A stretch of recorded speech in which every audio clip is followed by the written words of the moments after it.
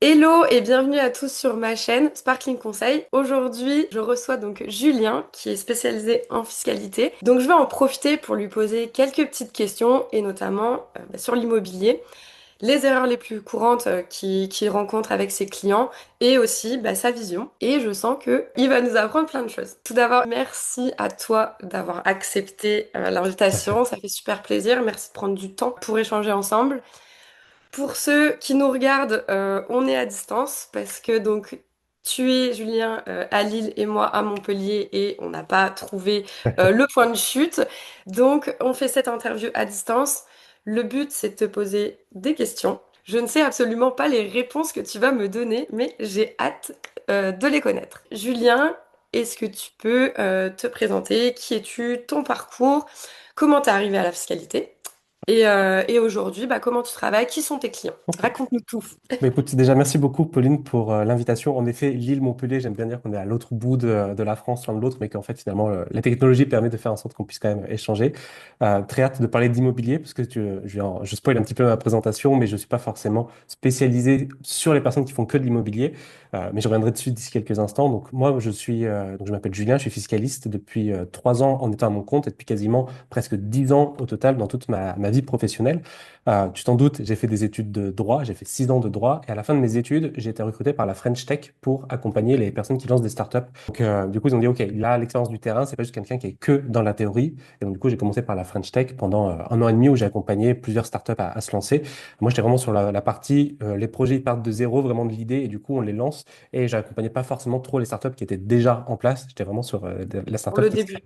Ouais, c'est ça, D'accord. exactement, sur le début. Après, j'ai changé de structure, j'ai fait un peu plus d'1 an à la BPI, et plus précisément dans une structure que la BPI portait. Donc, la BPI, pour les personnes qui ne connaissent pas, c'est la Banque publique d'investissement. En gros, souvent, leur job, ça va être de financer des structures qui vont accompagner les démarches entrepreneuriales. Et la structure dans laquelle j'étais, c'était des projets qui avaient un volet culturel important. Donc, ça tombait bien, c'était raccord avec mon expérience précédente, plus le fait que j'avais une boîte dans l'événementiel. Donc, j'ai fait ça pendant 1 an, un peu plus d'1 an. Il y a eu le Covid, il y a eu le confinement. Et donc, du coup, il y a eu licenciement de beaucoup de personnes. Moi, mon contrat il s'est terminé 1 mois après le confinement. Donc, du coup, j'ai fait partie des personnes qu'on a remerciées. Mais c'était pas une grande surprise vu que le contrat, je savais que ça allait pas être repris. Et après, j'ai vagabondé, on va dire, pendant 2, 3 mois, parce que sur cette période-là, en plus, je me suis fait quitter par la Ah, copine de l'époque. Et petit fun fact, je le dis avec beaucoup de sourire aujourd'hui, mais à l'époque, je riais pas. Le oui. déconfinement, ça a été le jour de mon anniversaire, le jour de mes 25 ans. Donc, du Ah coup, oui. j'ai pris 25 ans, perdu mon job, perdu ma copine. Donc, du coup, ça, le Covid, ça a été Ah assez. oui, la journée des enfers, quoi. Ouais, c'est un peu ça. Alors pour le job, je le savais, Ouais. j'ai su pendant le confinement, mais tu vois, il y avait vraiment le truc symbolique du coup, je suis retourné dans mes bureaux pour signer mon truc, pour dire, ça y est, c'est terminé, tout ça. Donc, journée très Bon, particulière. c'était ta mue, c'était le moment où tu t'es transformé. C'est ça, exactement. Donc là, j'ai déménagé à Lille et je me suis mis à 100% à mon compte sur ça.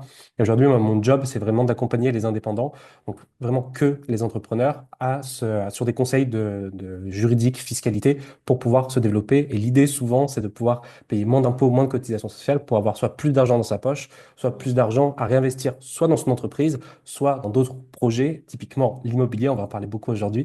On va commencer peut-être vraiment à parler en profondeur de l'immobilier.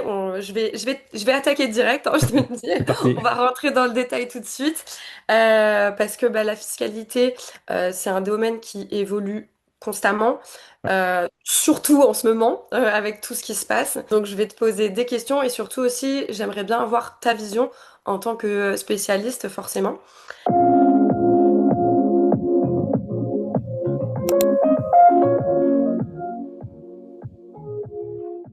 Je rentre tout de suite dans le dur. J'aimerais bien savoir, d'après toi, quelles sont les erreurs qui sont faites que tu rencontres le plus souvent chez tes clients et surtout ceux qui sont investisseurs immobiliers. Des erreurs, pour moi, il y en a vraiment deux. La première, c'est vraiment le côté, je réfléchis sur du court terme, c'est-à-dire j'ai envie d'investir dans l'immobilier. Souvent, c'est pas motivé de l'apprendre. Il y a un côté émotionnel qui est très fort. Tu as envie d'aller vite, tu as envie d'avoir des résultats très rapidement quand c'est du locatif, d'avoir tes loyers assez rapidement. Donc, très souvent, les personnes ont tendance à se concentrer beaucoup sur le court terme et pas forcément penser au moyen et long terme. Et comme tu le disais, la fiscalité, c'est quelque chose qui évolue constamment. Donc, c'est hyper important de se dire, OK, c'est quoi la fiscalité actuelle? Est-ce que je vais pouvoir en bénéficier? Est-ce qu'elle va être avantageuse pour moi? Mais après, sur le moyen et long terme, qu'est-ce que ça va donner? Et je pense notamment à un régime dont on va sûrement reparler, c'est le LMNP, où il y a beaucoup de personnes qui se sont dit, c'est le Saint Graal, ça a été réformé, ça s'est pris un peu une sacrée balle. C'était assez prévisible, mais par contre, il y a beaucoup de personnes qui se sont dit, mais mince, en fait, je vais devoir un petit peu revoir mon plan d'action, mon plan de jeu, je vais devoir revoir ma copie. Et donc, du coup, ça va changer pas mal de choses, notamment si dans l'objectif, c'était de réintégrer, enfin, de pas réintégrer justement les amortissements pour toujours avoir une plus-value qui est plus intéressante. Donc, ça, c'est la première approche. La première erreur, c'est de vraiment réfléchir sur le court terme. Et le deuxième élément, c'est de vouloir le faire vraiment que pour de la fiscalité, de se dire, je vais faire de l'investissement immobilier pour avoir du déficit, pour ensuite payer moins d'impôts. C'est vrai que c'est l'un des avantages principaux de l'immobilier. Par contre, quelque Mm. chose qu'on a tendance à oublier, c'est que la fiscalité, c'est toujours une conséquence de quelque chose que l'on fait.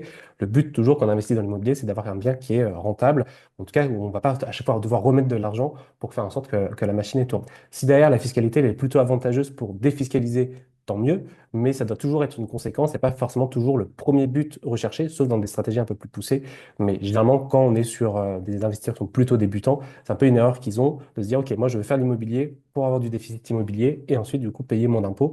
C'est très intéressant, mais par contre, à partir du moment où on ne peut plus avoir ce déficit au niveau des impôts, se posant la question de, tu as de l'immobilier qui n'est pas rentable, qu'est-ce que tu en fais? Exactement. Et donc, du Ouais. coup, ça, c'est souvent une erreur que je peux voir. Et une erreur plus globale, c'est des personnes qui, entre guillemets, subissent un peu leur fiscalité et qui, en fait, se disent, ben, moi, dans l'immobilier, je suis mes loyers, je suis l'état de mon bien, est-ce qu'il a été dégradé, est-ce qu'il y a besoin de changer des choses, est-ce que je dois refaire des petits travaux d'appoint, ne se posent jamais la question de la fiscalité et se remettent pas forcément en question sur Mm. la fiscalité. Tu vois, quand tu es indépendant, il y a au moins une fois par an, tu refais le bilan, tu te dis, OK, d'un point de vue Oui. fiscalité, où est-ce que j'en suis? Mais pour moi, en fait, l'investissement immobilier, c'est un peu piégeux parce qu'on utilise le terme d'investissement, mais on reste un entrepreneur. Donc, c'est intéressant de se dire, OK, d'un point de vue fiscalité, où est-ce que j'en suis? Est-ce que je dois revoir mon plan de jeu ou pas?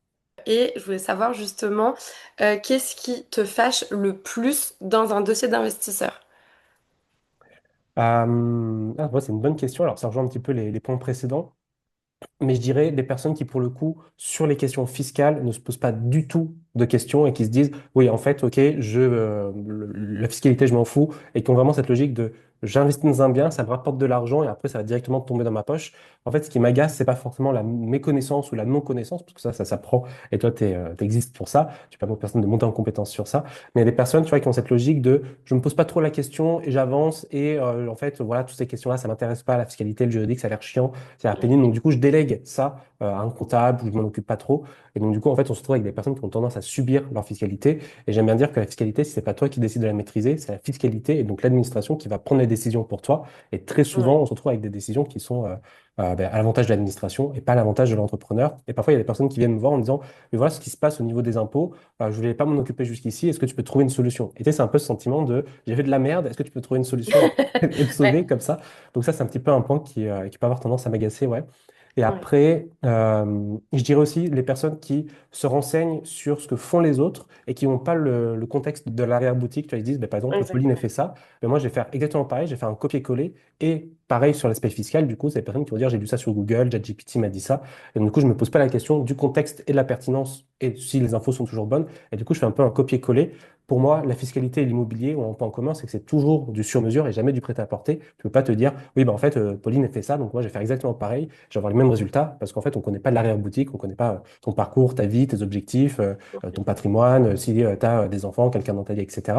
Et tout ça, c'est des éléments qui, pour l'immobilier et la fiscalité, sont hyper importants. Et donc, du coup, si tu copies-colles quelqu'un qui a l'expérience, qui a de l'épargne et qui a des enfants, alors que toi, tu es un nouvel investisseur, que tu viens de rentrer dans la vie active, que tu n'as pas d'enfants et que tu n'as pas de chérie, en fait, ça peut marcher, mais en fait, tu ne poses pas les bonnes questions dès Oui. le début, quoi. Je suis totalement en phase parce que moi j'ai des clients justement qui sont déjà investis un petit peu et du coup me disent bah en fait là je suis dans une situation où bah je pensais pas que j'allais devoir payer autant et moi après c'est surtout tu vois parce que sur Instagram on entend de tout et il y a un peu ce côté je prône la holding voilà c'est il faut faire une holding.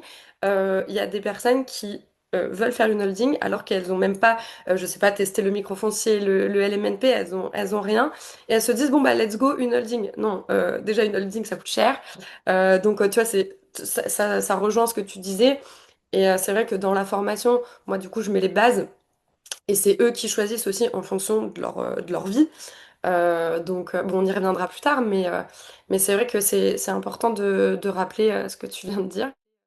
Est-ce que tu pourrais nous partager un cas d'un client ou une stratégie fiscale qui a fait une grosse différence et qui a été vraiment sensationnelle? Alors, sensationnel, chacun voit ce qui est sensationnel un peu en fonction de son propre vécu. Je pense à deux personnes. Je pense à une personne que j'ai accompagnée qui était dans le nord de la Nouvelle-Aquitaine, qui avait une école de musique. Donc, du coup, elle recevait ses clients chez elle, leur apprenait à faire jouer des instruments. Et elle recevait aussi d'autres profs chez elle, qui étaient les profs du coup de cette école-là. Et du coup, elle était venue me voir au début vraiment pour le côté je me fais éclater par l'URSSAF, les impôts, etc. Et en fait, au bout d'un moment, on s'est dit, mais chez toi, il y a beaucoup d'espace que tu n'utilises pas. Est-ce que tu pourrais pas l'adapter pour avoir plus d'espace pour ton école? Donc, du coup, elle a créé une extension chez elle uniquement pour l'école. Et donc là, du coup, on a une logique vraiment immobilière de se dire, OK, mais cet endroit-là, du coup, tu vas l'aménager pour l'acoustique, etc., tout ce qu'il faut pour l'école de musique. Mais derrière, du coup, toi, tu vas pouvoir, avec ta boîte, te verser ton propre loyer à toi en tant que personne physique directement. Donc, ça te permet d'avoir une source de revenus qui a fait une esquive d'une partie des cotisations sociales et de l'impôt. Donc, déjà, c'est une autre source de revenus. Donc, ça, c'est intéressant. Mm. J'ai plus les montants précis en tête, mais on était de l'ordre de pardon, quelque chose comme 500 euros par mois en plus de rémunération, donc hyper Eh intéressant. oui. Et en plus de ça, aux profs qui venaient et qui faisaient les cours de musique, elle leur demandait de payer un loyer également par rapport à ça. Donc ça lui permettait du coup d'avoir des revenus de son activité, des revenus que les profs lui versaient, plus ensuite des loyers qu'elle avait. Le montage après que nous, on a mis en place, c'est que elle avait sa boîte opérationnelle et à côté de ça, on a créé une SCI pour la partie immobilier parce que derrière, après, elle a voulu avoir des travaux et à terme, voulait revendre la maison ou la léguer à ses enfants, mais la question n'était pas encore répondue à ce moment-là. Ses enfants Mm. étaient jeunes et elle n'était pas du tout sur le point d'arrêter son activité. Mais du coup, pour pas fermer cette porte-là, on a créé une SCI. Donc, plus tard, potentiellement, en termes de transmission, et puis avoir quelque chose qui peut être hyper intéressant, ou après sur des techniques un peu plus avancées avec la logique de d'avoir l'usufruit d'un côté et puis l'exploitation d'activité de l'autre ça peut être aussi quelque chose d'hyper intéressant. Donc en fait, il y a plein de portes qu'on a laissées entrouvertes pour se dire peut-être qu'en fonction de comment ça se passera, ça pourra être quelque chose qui peut être hyper intéressant par rapport à ça. Donc ça, c'est vraiment la logique de je suis entrepreneur et j'intègre de l'immobilier dans ma propre activité pour Mm. avoir mes propres locaux que je me loue directement à moi-même. Une Donc autre là, elle a personne mis tout dans la SCI. tout l'immobilier sur l'école de musique, c'est dans la SCI. Et Ok. après, le reste de l'immobilier qu'elle avait déjà en nom propre dont elle était propriétaire, c'est à elle. Donc, elle a vendu une partie de sa maison à la SCI. Et du coup, après, la partie qu'elle a vendue, elle a rajouté une extension qu'elle est venue construire avec la SCI. Et derrière, après, il y a des loyers qui tombent dans la SCI qu'elle, elle va venir retoucher directement à titre perso. Et derrière, après, elle a toujours son activité où les Ok. clients la payent directement pour les cours de musique, plus les profs, du coup, qui lui redonnent un pourcentage enfin, à son entreprise à elle pour pouvoir venir exploiter le lieu. Donc D'accord. là, on est Ok. vraiment dans une logique de, on intègre de l'immobilier dans son activité, mais par contre, Oui. pour des particuliers, cette stratégie, ça marche pas parce que ça demande vraiment d'avoir cette logique d'entrepreneuriale Oui, à proprement parler. Quand on d'entrepreneuriat. est salarié, ça marche pas. Il y a une autre personne qui est une personnalité plus ou moins publique sur Internet, enfin, si, qui est une personnalité publique sur Internet, dont évidemment je pourrais pas partager le nom, mais qui travaille, enfin, qui fait des vidéos sur YouTube dans le fitness, etc. C'est une femme, donc beaucoup de personnes, je pense, la connaissent parce qu'elle est plutôt bien appréciée. Où elle, du coup, elle avait son activité qui tournait très bien, donc tous ses revenus. Et en fait, elle se retrouvait dans une situation où je dis c'est un peu des problèmes de riches, c'est-à-dire qu'elle avait du chiffre d'affaires, ça rentrait, elle payait tout le monde, elle payait bien son équipe, elle se payait, elle payait ses impôts, etc. Puis elle se disait, bah, en fait, j'ai. Alors déjà, je paye beaucoup d'impôts, et à Mm. la fin, il me reste de l'argent, et même si je le réinvestis dans ma boîte, bon, au bout d'un moment, je ne peux pas réacheter, réinvestir pour juste le plaisir de réinvestir. Et donc, elle, du coup, de base, elle était venue me voir aussi pour des questions fiscales. Et je dis, mais cet argent-là, si tu veux, ce que tu peux faire, c'est le réinvestir soit dans d'autres entreprises, donc soutenir des personnes que tu as envie de soutenir pour pousser un peu leur projet, soit tu peux le réinvestir dans l'immobilier. Et du coup, elle m'a dit, ah, mais ça peut être intéressant, sachant que avec son chéri, elle voulait acheter une maison et son chéri est aussi indépendant. Donc, se poser la question de comment est-ce qu'on fait pour se faire financer au niveau de la banque, sachant qu'on n'a pas les profils les plus sexy. Elle avait des revenus qui étaient vraiment en dents de scie. Donc, autant te dire qu'au niveau des banques, c'était pas du tout le profil le plus intéressant. Donc, du coup, ce qu'on a fait, pour le coup, t'en parler, on a créé une holding où, du coup, on renvoyait une partie de l'argent dans la holding et après, on Oui. créait des SCI ou d'autres formes de sociétés. La holding venait mettre de l'argent dedans. Elle allait lever de l'argent auprès des banques pour investir dans l'immobilier. Et du coup, après, elle a créé une structure où tous les loyers tombaient dans une seule et même structure. Et Mm. après, elle a acheté sa résidence principale, elle, avec cette structure-là. Et en gros, les loyers de l'investissement immobilier lui permettent de rembourser l'intégralité de ses frais de tous les jours, notamment donc, les courses, etc et notamment du coup les intérêts de la banque. Mais en fait, ce qu'elle a fait, ce qu'elle a dit à la banque, regardez, je dois rembourser X euros par mois, mais les loyers qui tombent, c'est ce que vous me demandez plus 20%. Donc comme Ouais. ça, je suis totalement confort. Donc là, on est dans une stratégie où on ne cherche pas forcément à s'enrichir à proprement parler, mais du coup, enfin, si, parce que finalement, ça reste de Oui. l'argent qu'elle touche Ah, qui permettent voilà, de rassurer la banque. Mais du coup, en fait, sur ce qu'on a dit, c'est à la banque, c'est regardez, on a une activité qui cartonne en termes de chiffre d'affaires. Par contre, vous êtes frileux parce qu'on ne coche pas les bonnes cases. Du coup, on a des loyers qui tombent, c'est hyper prévisible, c'est du locatif longue durée en plus. Elle a été assez intelligente, elle a acheté des maisons qui sont plutôt en bordure de ville, donc tu vois, plutôt les maisons de famille, quoi, des gens qui vont avoir des enfants, Mm. qui ont des jeunes enfants. Donc, a priori, des gens qui vont rester ici un bon moment, ou en tout cas, tu as le temps de voir les choses arriver. Donc, c'est toujours de la longue durée. Donc, pour les banques, hyper rassurant. Et puis, avec le montage qu'on a fait, c'était aussi de dire, en fait, si jamais j'arrive pas à rembourser ma résidence principale, vous pouvez venir saisir une des maisons qui verse un loyer. Et comme ça, vous venez vous rembourser en partie sur ça. Il n'y a pas de saisie de résidence principale.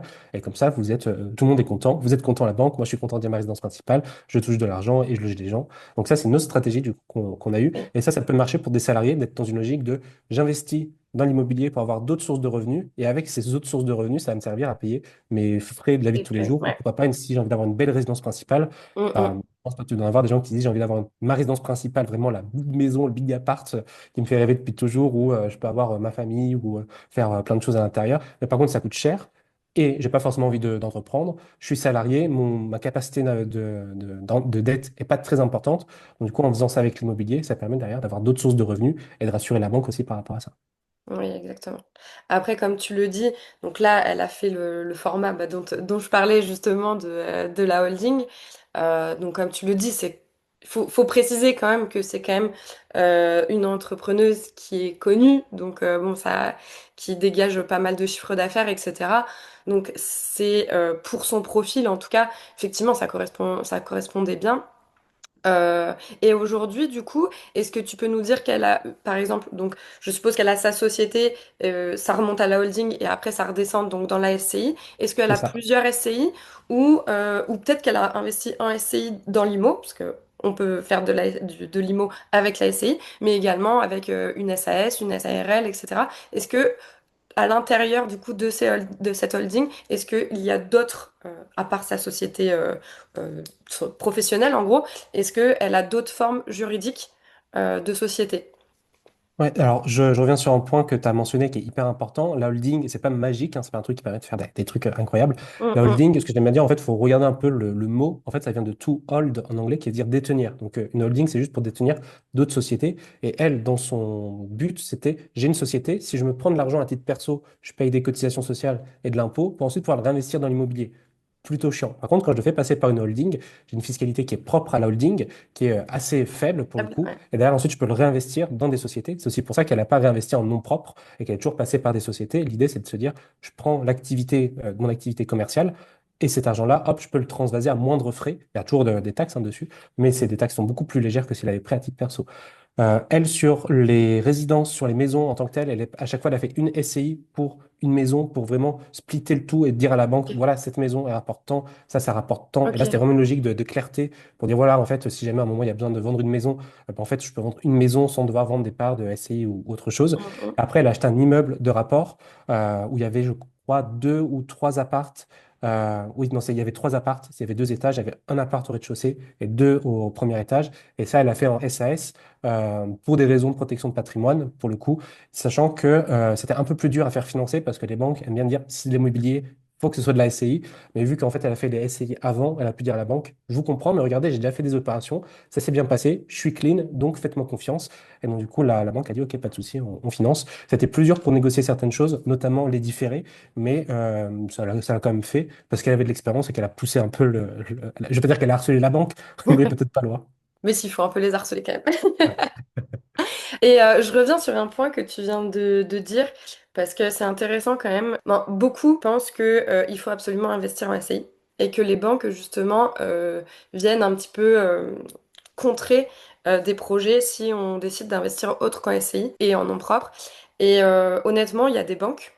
Je vais sûrement peut-être t'apprendre quelque chose, mais il y a des banques, selon votre profil, elles vont être plus enclins à vous financer un investissement en SAS ou en SARL qu'en SCI. Bon, là, par exemple, la SARL de famille, elle est très facilement finançable par les banques et surtout par certaines banques. Pareil, la SAS. En fait, chaque structure juridique a, comment dire, une petite spécialité et un peu un profil de personne. Et donc, la banque, elle le sait.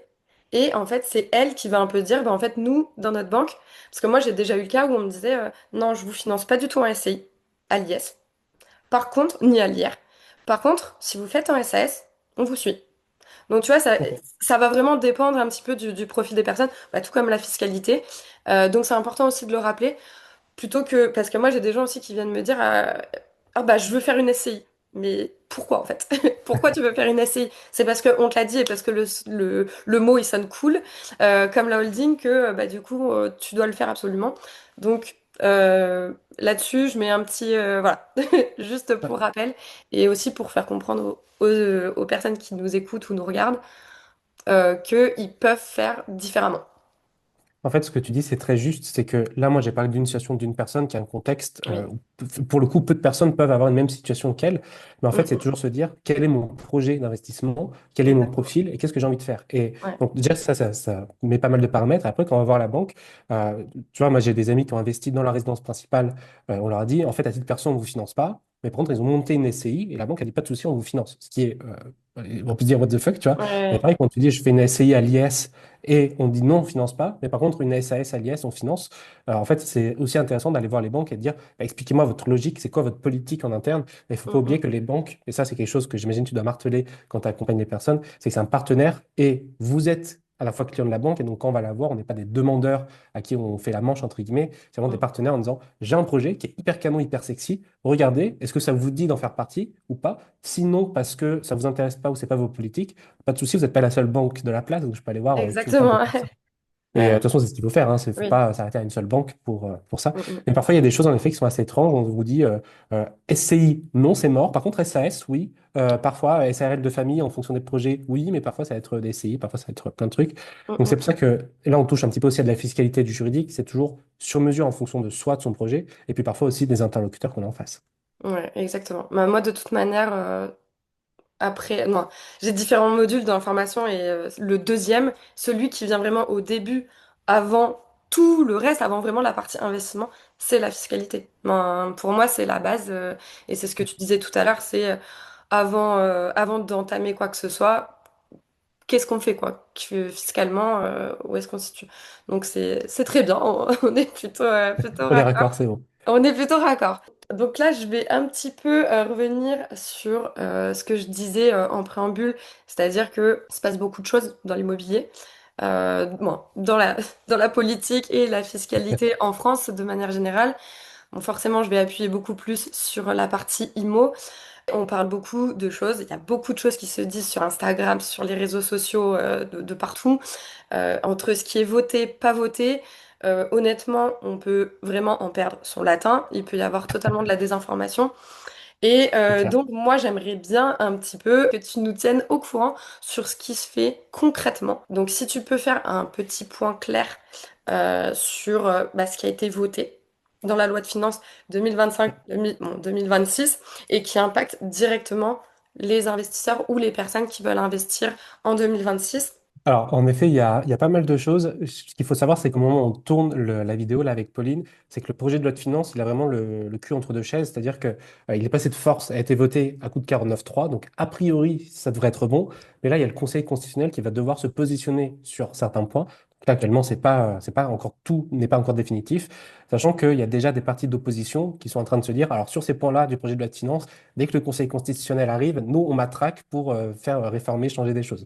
Donc, il faut garder ça en tête. Il faut aussi garder en tête que le projet de loi de finances, admettons qu'il soit voté, se posera la question ensuite de ce qui a été dit, quand est-ce que ça se met en place, comment et sous quelles conditions. Donc au moment où on tourne, toutes ces réponses à ces questions-là, on ne les a pas. Donc, du coup, il faut se tenir au courant, évidemment, mais aussi il ne faut pas prendre ce qu'on dit pour argent courant. Pour argent comptant plutôt, c'est ça la bonne expression, que ce soit ici, mais même sur les réseaux sociaux, en fait, parfois on voit des infos qui sont fausses, mais parce que c'était vrai il y a 3 semaines, en fait, et puis parfois il y a des infos qui sont tellement bidons parce que c'est des gens qui ne savent pas de quoi on parle. Mais il faut toujours garder cet esprit critique vis-à-vis de tout ça. Au niveau de la holding privée, il est question en effet d'augmenter peut-être des taxes, notamment plutôt sur les dividendes.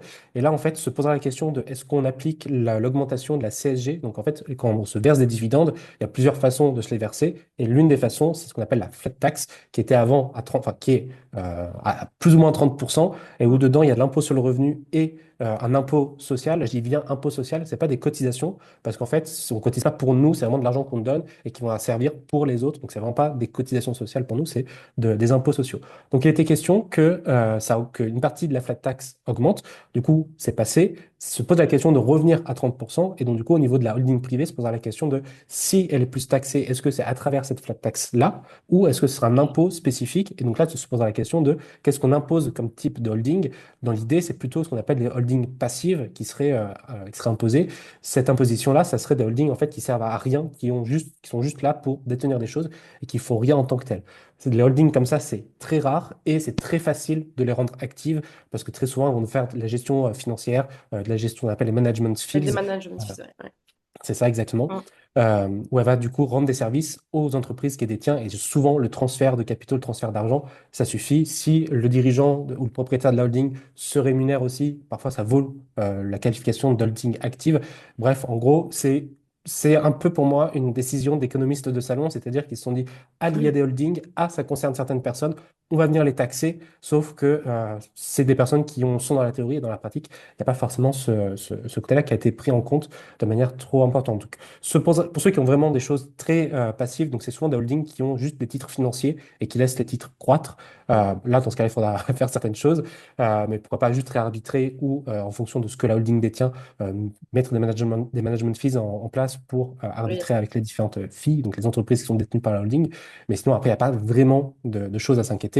L'idée, c'est de taxer les fameux ultra riches, sauf que s'il y a bien des personnes qui savent bien jongler et gérer la fiscalité, c'est bien eux. Donc, oui, c'est un peu un coup d'épée dans l'eau. Ce qu'il faut aussi garder en tête, c'est que le projet de loi de finances, il y a des accords qui ont dû être faits avec le parti politique du président actuellement en place, avec les autres partis politiques, pour que ce soit voté, notamment certaines choses, notamment ça. Et si on prend le projet de loi de finances de l'année dernière, donc 2025, pardon, la balle que s'est pris le LMNP, c'était pour faire plaisir aux socialistes, pour que eux, mhm. ils arrêtent de faire des motions de censure. Donc, il y a aussi ça à garder en tête pour se Ok. dire que ce qui passe, potentiellement, ça peut être revu et revoté d'ici quelques mois ou quelques années après les Mm, mm. prochaines présidentielles.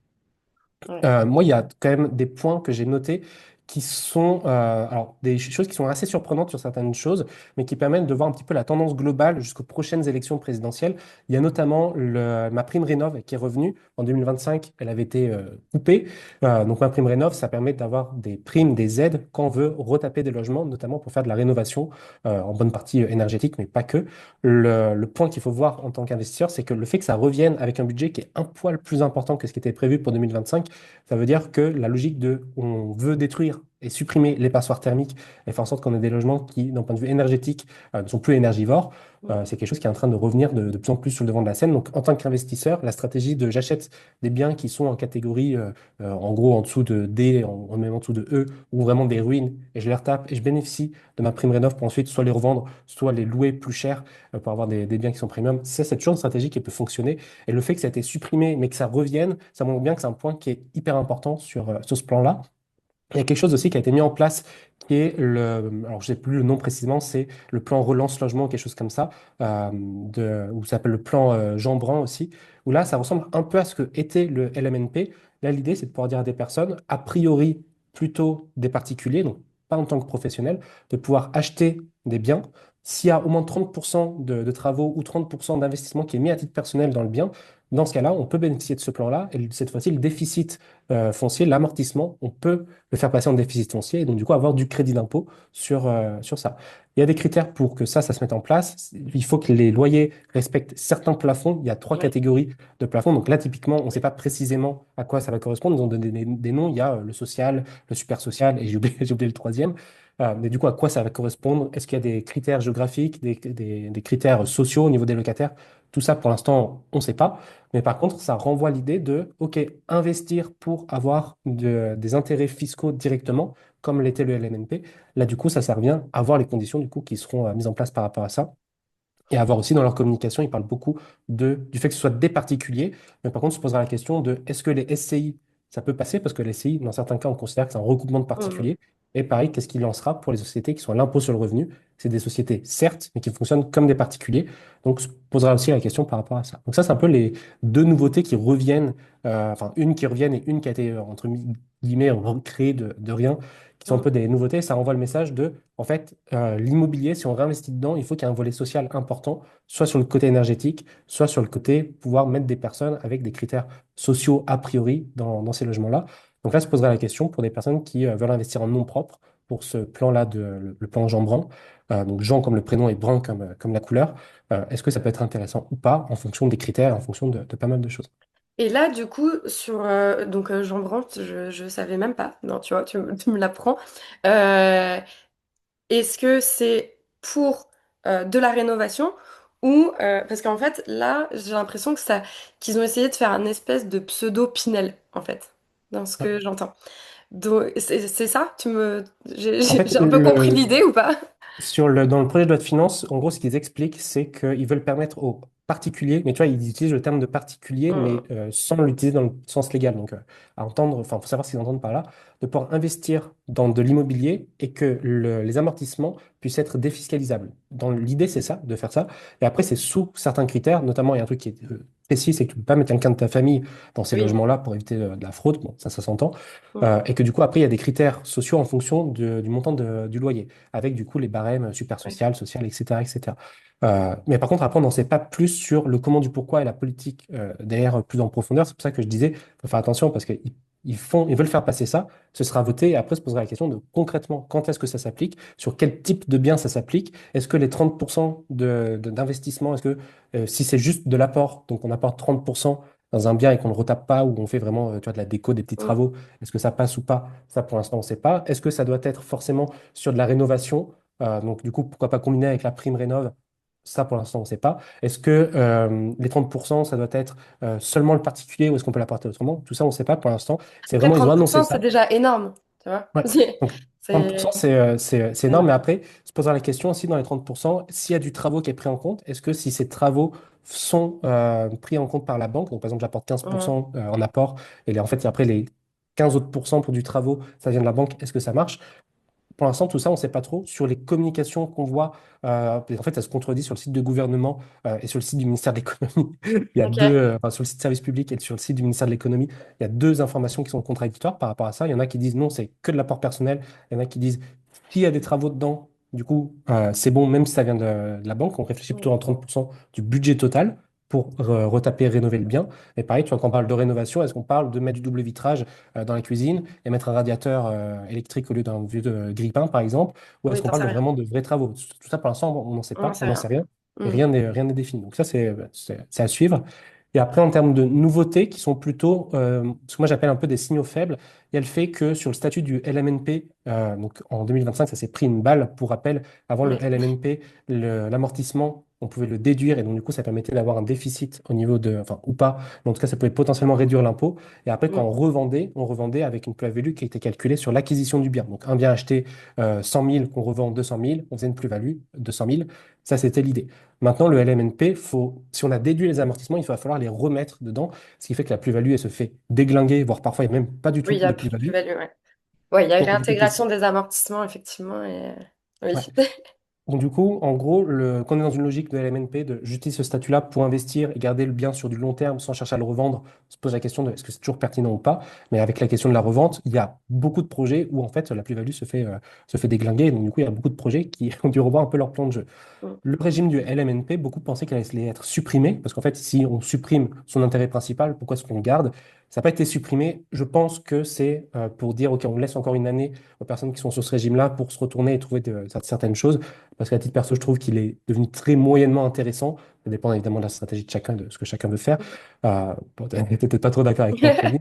Mais en tout cas, je trouve que son avantage principal qui a été supprimé fait que là où avant c'était une stratégie, on peut dire, en haut de pyramide, il est descendu peut-être au milieu de la pyramide ou Ouais. plutôt en bas. Après, tu t'y connais mieux que moi, il y a peut-être des choses que je vois pas forcément. Donc, il n'a pas été supprimé. Donc, ce qui laisse aussi sous-entendre que potentiellement, le cadeau de supprimer la niche fiscale était peut-être vraiment un cadeau fait pour les partis de gauche et dire en fait, arrêtez de nous embêter, de mettre des motions de censure et de faire Mmh. opposition à tout va. Et peut-être que ça reviendra plus tard, peut-être aux prochaines élections présidentielles. Mais du coup, wait and see. En fait, le Ouais. statut est un peu à terre, mais il n'a pas été achevé. On se posera la question de est-ce qu'on le sauve ou est-ce qu'on le laisse Ouais. périr comme ça. Tu m'avais un peu tiqué et en fait, tu dis plein de choses, c'est hyper intéressant. Pour le LMNP, en fait, quand on revend, forcément, on se fait matraquer, clairement, comparé à avant. Par contre, l'avantage quand même fiscal, entre guillemets, court terme, hein, ou même si on le garde pendant longtemps, on a quand même un amortissement qui dure 15-20 ans. Donc, c'est quand même pas négligeable. On bénéficie quand même sur plusieurs années de cet avantage. Donc, et qu'on ne retrouve pas dans les autres régimes. Donc, je trouve ça intéressant quand même, pas forcément de le garder. Et en plus, ça a posé la question de maintenant, en fait, les personnes ne revendent plus leur LMNP. Et donc, ça crée un effet mauvais sur le marché d'achat-revente, en fait. Parce que les personnes se disent, bah, en fait, moi, je préfère conserver mon bien pendant 20 ans plutôt que le revendre, avoir une plus-value, etc. Au bout de, je sais pas, 5 6 8 ans, une fois que, bon, les amortissements ont un peu travaillé, etc. Et donc, ça crée quand même sur le marché un mauvais message.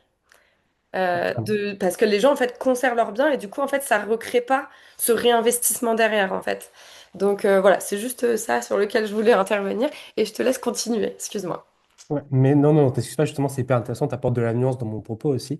Et alors, c'est vrai que moi, j'ai aussi la vision très utiliser l'immobilier comme un effet boule de neige. Et donc, moi, souvent, les gens que je connais qui font du LMNP, ils profitent des amortissements et à partir d'un moment, ils revendent leurs biens avec une plus-value. Cette plus-value, ils s'en servent pour réinvestir avec, du coup, en augmentant leur patrimoine et ainsi de suite. C'est là où, du coup, vu que la plus-value se fait éclater, la plupart du temps, en fait, sur cette stratégie-là, c'est vrai que se reposera la question du plan de jeu de est-ce qu'on continue de faire ça Mm. ou pas.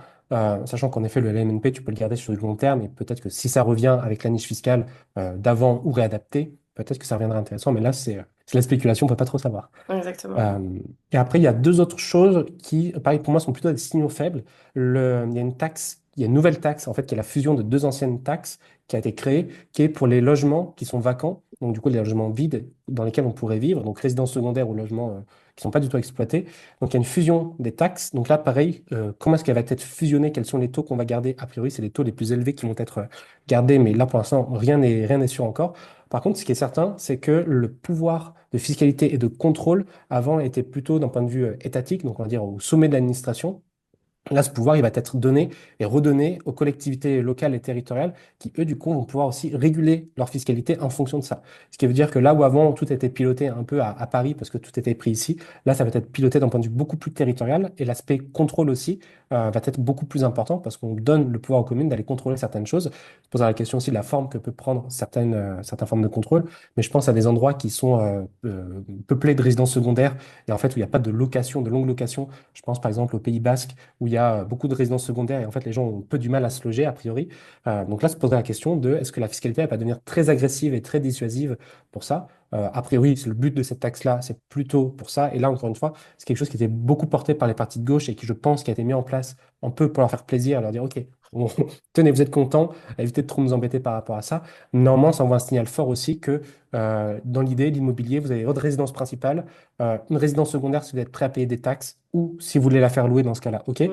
Mais derrière, après, vraiment laisser des immeubles vides, à terme, ça va être très matraqué d'un point de vue fiscal, ce qui rejoint aussi le côté la prime rénov et le dispositif Jean-Brun, qui est vraiment dans cette logique de, en France, on a des problèmes d'immobilier, problèmes de logement, on a une crise du logement, donc on veut permettre aux gens fiscalement de s'enrichir en réinvestissant dans l'immobilier et donc du coup avoir un marché qui est dynamique. Et ça rejoint ce que tu disais, le LMNP, vu qu'il est plus revendu sur le marché, du coup on se retrouve sur un marché qui est un peu moins dynamique sur la logique d'achat-revente. Je voulais juste revenir sur ma prime rénov. Elle n'est pas accessible pour des sociétés. Du coup, ça va être plutôt sur des personnes qui veulent investir déjà en nom propre. Si tu veux bien, on va continuer. Du coup, Julien, merci d'avoir répondu à toutes ces questions et d'avoir été quand même très très précis, sachant que, comme tu l'as mentionné, tu n'es pas spécialisé en immobilier, tu es fiscaliste plutôt généraliste et spécialisé pour les entrepreneurs. Donc, merci d'avoir répondu à tout ça. Julien, je sais pas si tu te souviens, on s'est connus grâce à un post qui était un post sur Harry Potter pour savoir, parce qu'on est fans tous les deux de Harry Potter, et je t'avais fait un commentaire sur de quelle maison tu étais d'Harry Potter. Et donc, pour rester dans la thématique d'Harry Potter, est-ce que tu pourrais te mettre à la place de professeur Trelawney pour que Ok. tu nous dises dans ta boule de cristal, donc si vous n'avez pas la ref, c'est une prof qui voit l'avenir, etc. Quelle serait ta lecture pour les années à venir sur l'évolution pour toi de la fiscalité en IMO? En grande ligne, qu'est-ce qui pour toi, tu sens que ça va arriver, quoi? Alors, je vais aller chercher mon châle et puis ma boule de cristal. Non, plus sérieusement, il y a rien qui laisse présupposer ça, mais en fait, la tendance qu'on est en train d'avoir me laisse penser que ça va arriver tôt ou tard. Je pense que l'exonération d'impôt sur la plus-value, quand on revend sa résidence principale, à terme, je pense que ça, c'est quelque chose qui va fortement diminuer, voire qui va totalement sauter.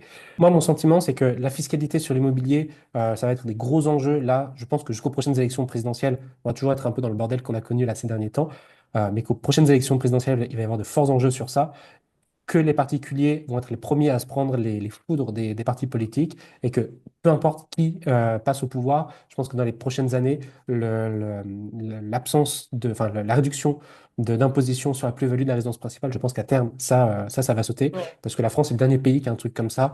La logique avant, c'était de changer de résidence principale pour des gens qui changent pour de vrai de résidence principale sans Mm. chercher à faire de l'immobilier à proprement parler. Il y a des gens qui s'en servent vraiment pour investir. Et à juste titre, il faut en profiter tant que c'est tant que c'est faisable. Mais je pense qu'à terme, ça va être l'une des choses qui vont sauter aussi.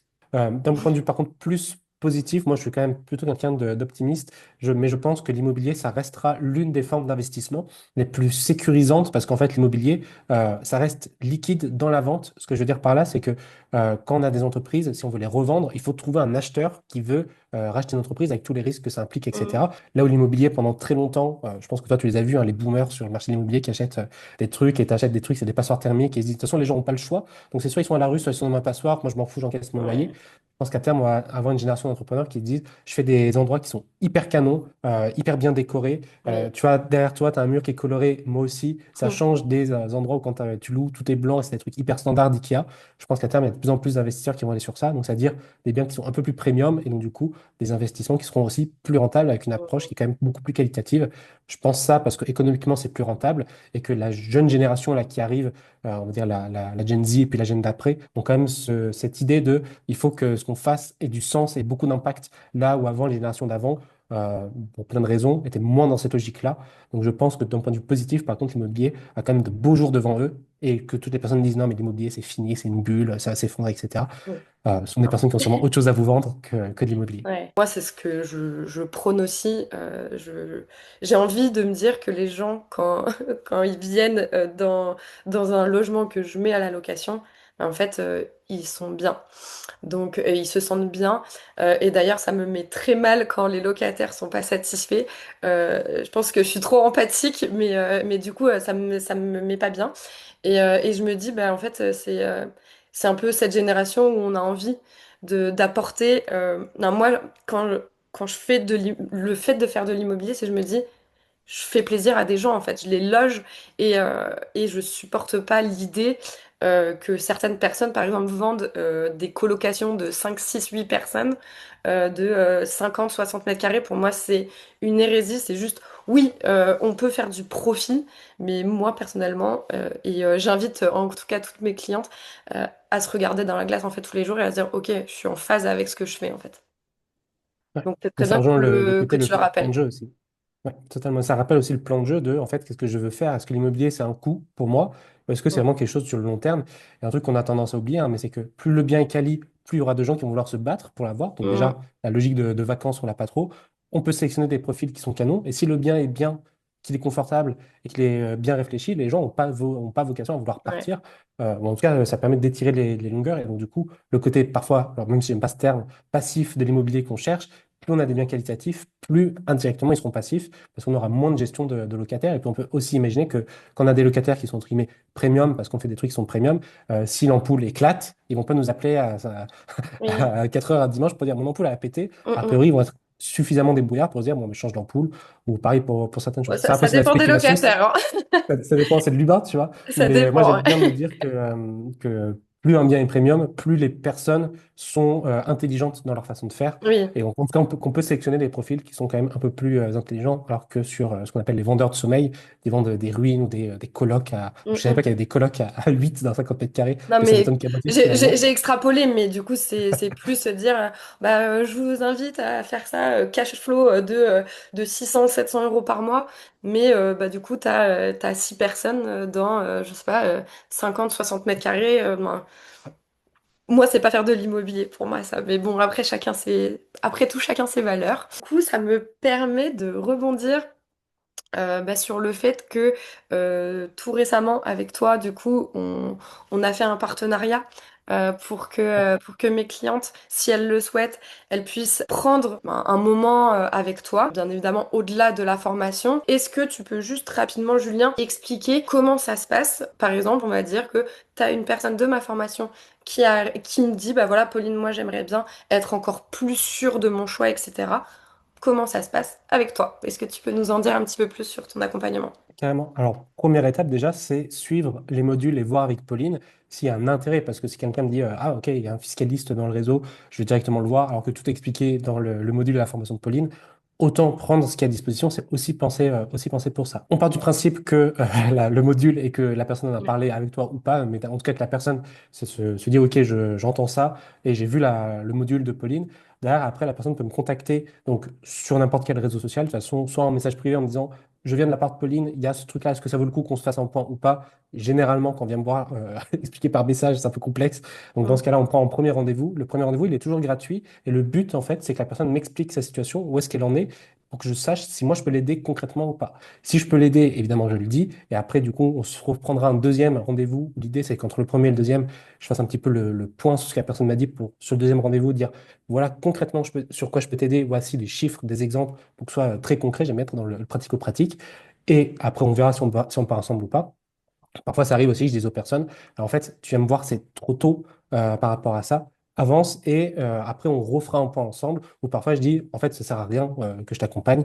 La réponse à ta question, c'est ça, tiens. Et puis, Mm. va investir dans l'immobilier, tu Ouais. me tiendras au courant. Et puis, tu me paieras des chocolatiers à l'occasion. Et voilà. Mm. Mais l'idée de ce premier point, en tout cas, c'est vraiment de se dire, on fait le point ensemble, on regarde ce qu'il en est de manière très concrète. Et après, on voit si je peux aider ou pas. Sachant que moi, j'accompagne surtout des personnes qui sont d'abord indépendantes. Donc, c'est des personnes qui nous écoutent, qui se disent, moi, je suis salarié et c'est mes premiers investissements. A priori, je peux vous aider, mais ce que fait Pauline, ça sera largement suffisant. Donc, c'est si vraiment il y a cette logique de je suis investisseur, je commence à avoir beaucoup de biens et je commence à avoir des choses qui viennent s'articuler un peu dans tous les sens, là, ça peut être pertinent. Si Mm. vous êtes indépendant ou que vous allez être indépendant, là, ça peut être pertinent aussi parce qu'il y aura des logiques de connexion du business à l'immobilier. Donc là, ça peut être pertinent, mais des gens qui sont 100% salariés, qui commencent à investir, a priori, ce que tu fais, Pauline, ça sera largement suffisant de toute façon. Merci en tout cas d'avoir pris ce temps. On a fait une, on a fait, je pense, une petite masterclass là sur tout ça. Euh, Est-ce que si tu devais citer qu'une source, un livre ou quelque chose à lire, à regarder pour vraiment être à jour sur l'actualité ou la fiscalité, qu'est-ce que tu conseilles là comme ça de but en blanc? Il y a un compte Instagram qui est incroyable, là, qui s'appelle Julien Fisca. Je vous conseille. Mais j'allais faire la pub après, t'inquiète pas. Non, non, mais alors, évidemment, je dis ça évidemment pour la blague, mais parce que je suis l'actu fiscale de vraiment ce qui est passé et voté. Donc, quand j'en parle, c'est que c'est sûr. Sinon, pour des choses qui sont quand même accessibles et qui sont pas trop lourdes, parce qu'en fait, la fiscalité, quand c'est pas de ton domaine, ça peut vite être chiant. Il y a le ministère de l'économie, donc Bercy, qui a une newsletter pour les particuliers. Et il y en a une pour les professionnels, mais qui est très tournée business. Et c'est tous les mercredis, si je ne me plante pas, ou tous les jeudis, je sais plus, en fait, il y en a une qui est le mercredi et l'autre qui est le jeudi. Donc, toutes les semaines, tu reçois une newsletter où, en fait, il y a les grands titres des actualités économiques. Et après, derrière, il y a une petite liste. Généralement, il y a 5 6 éléments qui parlent du coup de soit des nouveautés, soit des changements. Alors, il y a vraiment à boire et à manger dedans. Mais par contre, il faut quand même dire quand les choses sont bien. Quand on clique dessus, on arrive sur le site du ministère de l'économie. Et en fait, c'est vraiment extrêmement vulgarisé, extrêmement bien expliqué. Il y a toutes les Ok. sources après qui renvoient vers les articles, etc. Si on va aller plus loin sur les décisions des impôts et tout ça. D'accord, ok. C'est intéressant, j'irai voir. Je ne savais pas, mais ouais, c'est intéressant. D'accord, merci. Sur Google, il suffit de Merci pour taper le conseil. newsletter Bercy et ça Ok, va ramener sur le site, ça va proposer soit les particuliers, soit les pros. Donc c'est gratuit, il n'y a pas besoin de créer de compte ou quoi. Vous mettez votre mail, vous voulez recevoir la newsletter et c'est tout. D'accord. Bah, parfait, très bien. Je vais te poser deux petites questions Ok. rapidement. Est-ce que, du coup, tu as dit que tu venais de Lille. Ouais. Est-ce que tu as investi déjà ou pas du tout? Et est-ce que tu penses que Lille est une bonne ville pour investir? Alors, j'ai pas C'est pas une encore question investi. piège, hein? Oula, mince, là, vite mes notes, faut que je calcule les taux de rentabilité et tout ça. Alors, à titre perso, j'ai pas encore investi dans l'immobilier. Ça faisait partie de projets que j'avais il y a quelques années, mais les aléas de la vie ont fait que c'est plus du tout devenu une priorité. Mais là, du coup, pour la deuxième partie 2026, se reposera la question enfin, la question, c'est sûr que oui, mais le comment et quoi, etc. Les questions que se posent tes clientes, Mm. là, je me les poser du coup plutôt à partir du printemps, on va dire, pour du coup réenclencher tout ça. Est-ce que ce sera sur l'île ou pas? Je sais pas. Est-ce que je pense que Lille, c'est un bon endroit pour investir dans l'immobilier? Pour moi, oui, parce que c'est une ville qui reste très dynamique. Et en fait, en fonction de l'investissement immobilier qu'on veut faire, on trouve un peu tout dans l'île. Donc, c'est du locatif, on peut, du marchand de biens, on peut, du professionnel. C'est vrai qu'on n'en a pas beaucoup parlé aujourd'hui. Vraiment, par exemple, des bureaux ou des fonds de commerce, on peut, de la coloc. On peut aussi, il y a beaucoup d'étudiants, il y a un bassin d'étudiants qui se renouvelle énormément. Et la politique de la ville en ce moment est de beaucoup développer le cœur de la ville. En fait, l'île, quand on regarde sur une carte, on a l'impression que c'est un peu enfermé autour du coup, de plusieurs autoroutes et de certaines Ok. frontières. Et en fait, donc, ce qui ressemble un peu à une île, quand on regarde sur un plan, l'idée, c'est vraiment de tout développer pour les accessibilités en transport en commun, en voiture, etc. Donc, la ville est vraiment dans une logique de, on veut rendre la ville de plus en plus attractive. Et sachant qu'on est proche des frontières belges et anglaises, il y a beaucoup d'événements culturels qui font venir beaucoup de touristes sur l'île. Au fil de l'année, en fait, il y a beaucoup de Ok. gros événements. C'est Mm. connu, Lille, pour la braderie de Lille. Là, Oui. autant te dire que quand tu regardes le Airbnb, tu as un truc qui est à 100 euros la nuit. Pour la braderie, ça passe à 500 euros. Et en fait, ton problème, c'est est-ce que je vais trouver un truc Mm, pour mm. réserver plus qu'autre chose. Donc, à mon sens, hyper intéressant. Après, à bien regarder avec tout ce que tu apprends, toi, dans ta formation et ton accompagnement. Parce que là, moi, je le dis plus sur le Oui, côté tu le dis, dynamisme économique. Oui, oui. Mais à vérifier, évidemment, faut pas, j'ai pas voix d'évangile, à vérifier et bien calculer toute sa renta, etc. Mm, mm. Alors, je parle de l'île, mais le Nord en général, même, il y a plein de pépites qui peuvent se faire, je pense. Merci de rappeler justement qu'il faut pas investir comme ça, mais c'était plus dans le sens est-ce que voilà, est-ce que toi comme ça t'aurais investi? Donc j'ai ma réponse.